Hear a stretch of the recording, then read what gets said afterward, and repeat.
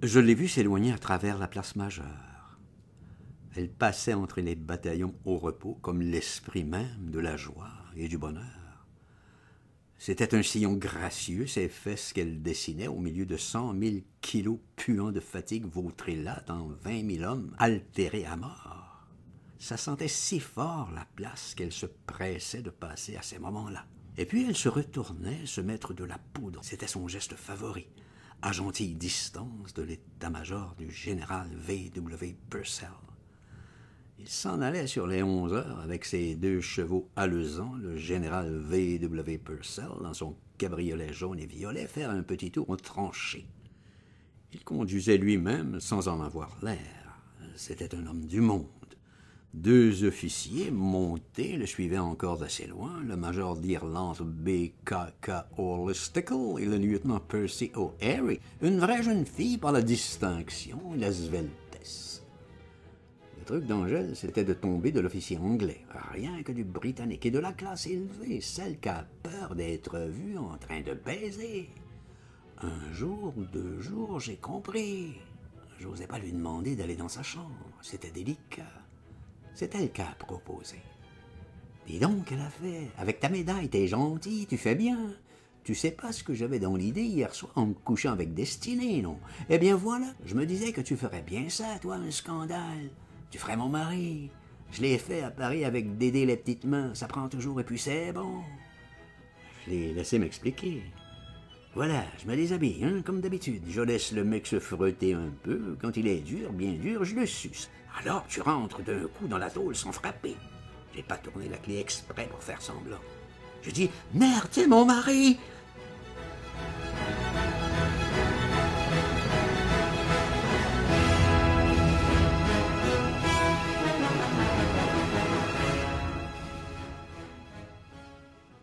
Les Anglais, alors, dans ces cas-là, tu parles qu'ils font une sale bouille. Il y en a un que j'avais fait à l'Olympia, il s'est trouvé mal. C'est eux qui offrent du pognon, toujours eux, t'as pas besoin de te déranger, ils savent. Je l'ai refait 20 fois, le business avec Dédé, alors je te dis que c'est du tout cuit. Il n'y a pas plus con qu'un Anglais quand ils bandent et des plus costauds. Ils sont tout cons quand ils te voient rentrer.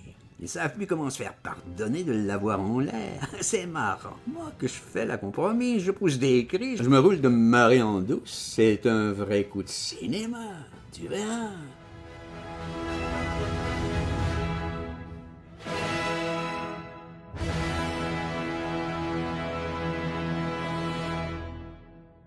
Tu veux pas dire? T'auras pas à le regretter. Moi alors, c'est moi qui dira combien que tu touches. Dis que j'ai fait. Moi, j'en étais aussi pour l'émancipation du foyer. J'en avais marre d'être fauché, d'être en pièces de la tête depuis les idées, l'oreille jusqu'au trou du cul. Je voulais me réparer d'une manière ou d'une autre. Je te soignerai, moi. Je te ferai baiser comme t'as jamais. Si t'es gentil, si t'es bon monde, tu me boufferas l'oignon comme j'aime. Ça sera comme si on était mariés. D'abord, j'ai 2 ans de plus que toi. C'est moi qui commence. Elle avait de l'intrigue dans les mots qu'elle se servait. J'écoutais qu'elle m'y faisait sautiller de joie l'imagination. Je me tenais plus. Tant qu'il y a du vice, il y a du plaisir.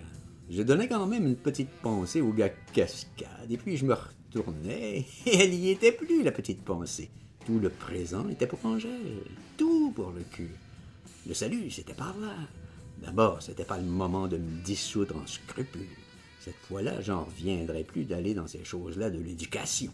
Le coup qui m'avait tant sonné si profondément, ça m'avait comme déchargé d'un énorme poids de conscience, celui de l'éducation, comme on dit. Ça, j'avais au moins gagné. Ah, même à bien regarder, j'en avais plus. J'en avais assez marre de me porter d'un jour à l'autre avec un crâne en friche et surtout d'une nuit à l'autre avec ma tête en usine et mes sensations de parachute. Je devais plus rien à l'humanité.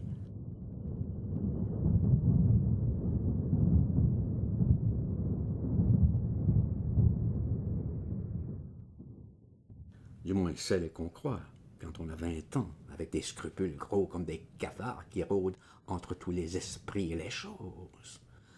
Angèle, elle tombait bien pour remplacer mon père et même Cascade, qui avait tout de même quelque chose d'avant-guerre, je le dis. Angèle, c'était une jouisseuse. Elle avait le goût de l'étranger, des échanges. Bien, si je devais remplacer Cascade, fallait que je me montre à la hauteur dès le début, c'est-à-dire bien plus affranchi.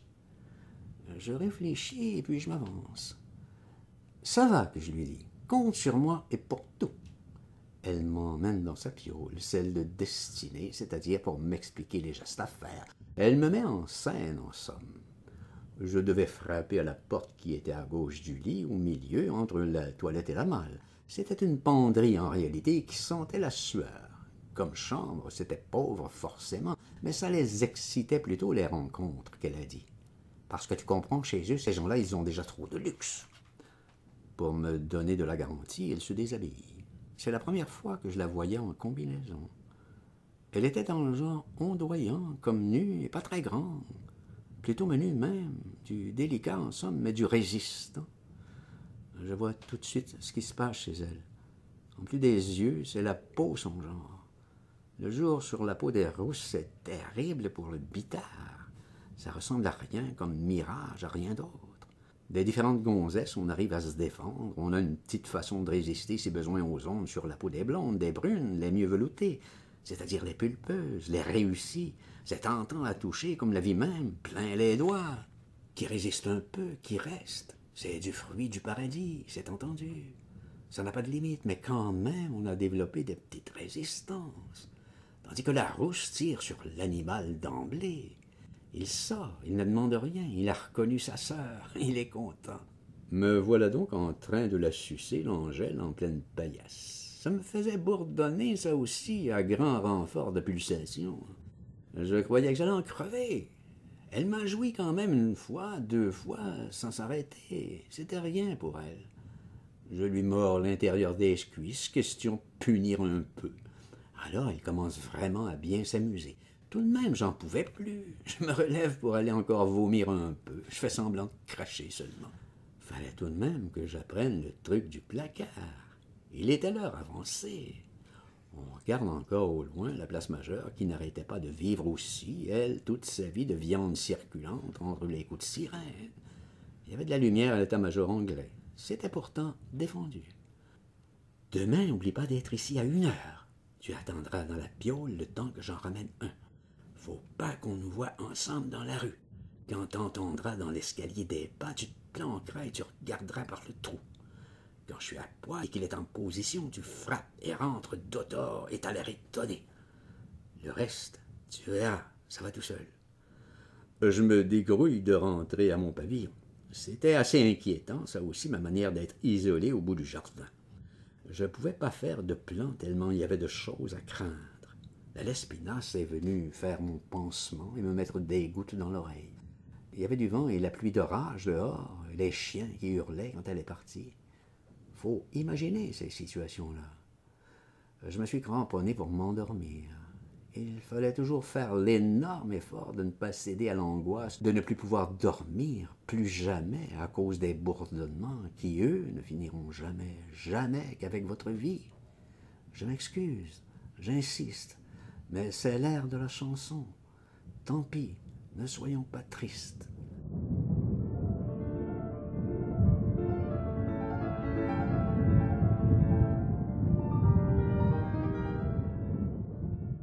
Le lendemain, disais-je, j'étais là, dedans, c'est-à-dire entre la malle et la toilette. J'ai pas attendu longtemps, 1 heure peut-être, une voix douce et bien timbrée, comme on dit. Je jette un œil. C'est un Écossais. Il ôte sa jupette. Il est à poil fort rapidement. Il est rouquin, lui aussi, et musclé, alors comme un cheval. Il commence lentement. Il parle pas. On dirait un alezan sur elle. C'est bien simple. Au pas, au trot, au galop, et puis il saute l'obstacle. Un coup de cul, encore un autre, pas violent. Il laboure, que c'est beau. Elle fait la grimace tellement qu'il la défonce. Je l'avais dit qu'elle était fragile. Elle regarde de mon côté. Qu'elle fait avec sa bouche? Elle grimace encore davantage. Elle ne peut pas s'empêcher de jouir. Lui aussi, alors. Il lui comprime du coup les fesses si fort qu'on dirait qu'elle va tout entière remonter son ventre à lui tellement qu'il la serre. Ses mains, alors, elles me fascinent pendant qu'il travaille. C'est des crampons sur la peau d'Angèle, des crampons bien étalés, musclés, poilus comme le reste. J'aurais dû sortir du placard, faire mon indigné à ce moment-là. C'était ma chance. Surtout qu'ayant joui, il a attendu un bon moment, toujours sans parler, le pénis exposé. Il soufflait seulement comme quelqu'un qui a trop couru. Je me demande comment qu'il aurait réagi. Enfin, il est remonté sur la môme, à peine qu'il avait repris ses esprits. Elle soufflait encore. Il lui a remis tout. Elle réagissait plus qu'à peine, tellement qu'il était puissant, l'Écossais. Même du fond de mon casier, on entendait encore le canon au loin et des deux côtés de la ville à présent. Je bandais, moi, je bourdonnais, j'étouffais presque aussi dans mon cabanon, surtout bien penché comme il fallait pour les voir. Je me demandais s'il allait pas la crever finalement la montre tellement il lui en mettait des coups fameux en pleine cuisse, le costaud. Pas du tout. Elle se laissait porter comme un paquet à la fin. Elle était plus que souple. Elle gémissait seulement un peu. Il se l'était mise sur le ventre, lui sur le dos, c'est-à-dire. Elle était pâle. Moi, ça me tenait tellement, le spectacle, que je collais si bien la porte qu'elle s'est poussée ouverte d'un coup sur leur furie, là, juste dessous. Je me dis que ça va aller mal, le mec costaud comme ça qu'il va m'étendre. Pas du tout, il frémit même pas. Il continue à la labourer, l'Angèle. Pire encore, peut-être parce que je le regardais. Ça me déconcentre, je l'avoue. La môme était sur le mec complètement à poil et bien poilue, presque inconsciente. Elle réagissait plus. Elle se laissait basculer dans un ronflement. Voilà un homme qui n'avait pas baisé depuis des mois. Yop! Il lui en foutait encore un temps de galop. Elle essayait de le dégager d'elle pour crier. Il l'étouffait bien avec sa bouche. Enfin, il a joué encore un grand coup brutal à cause des pleurs en crispant les jambes, loin comme si on l'avait planté d'un coup en plein dans le trou du cul. J'ai cru alors qu'il allait la tuer tellement il jouissait. De chaque côté des fesses, il y avait des énormes sillons, tellement il était crispé sur la mort. Et puis tout doucement, il s'est détendu comme mort aussi, lui. Et il est resté là, bien mou. Au moins 3 minutes sur elle. Je bougeais pas. Il a grogné, puis il a regardé de mon côté. Et il m'a souri bien gentiment, pas énervé du tout. Il se met un pied par terre, le voilà debout qui se rhabille à côté de la fenêtre, et il ne me parle toujours pas. Il fouille dans sa poche, il sort une livre, il la met dans la main de la môme, qui était toujours sonnée sur le dos, à retrouver son esprit. En tâtant le livre, il le retrouve et nous regarde tous les deux. Ça l'étonnait. L'Écossais était rhabillé avec sa jupe, son baudrier et sa petite badine, bien content.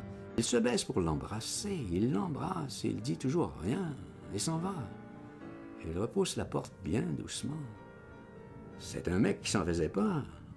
Angèle, elle avait du mal, elle, à se remettre debout.